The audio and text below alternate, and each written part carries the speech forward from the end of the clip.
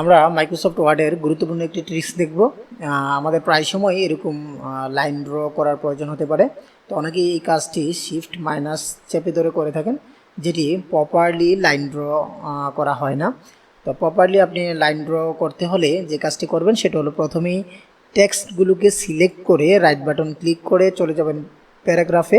সেখান থেকে নিচে চলে যাবেন ট্যাবস অপশনে। ট্যাবস অপশনে আসলেই আপনি এখানে দেখতে পাবেন ট্যাব স্টপ পজিশন, অর্থাৎ আপনি একটি ট্যাব চেপে কত দূর পর্যন্ত লাইনটিকে নিয়ে নিতে চান। তো আমি এখানে 4 সেট আপ করেছি, আপনি ইচ্ছা করলে 5, 3 সেট আপ করতে পারেন।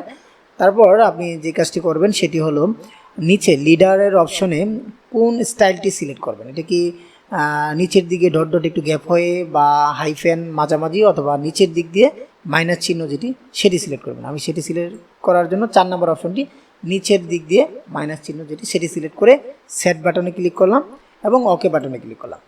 এখন আপনি প্রত্যেকটি লাইনের শুরুতে কার্সর রেখে যদি ট্যাব প্রেস করেন, তাহলে দেখবেন যে এক ট্যাবে আপনি যদি 4টি ট্যাব দিয়ে থাকেন, 4টি ট্যাবের সময় পরিমাণ একটি লাইন ড্র হয়ে গিয়েছে।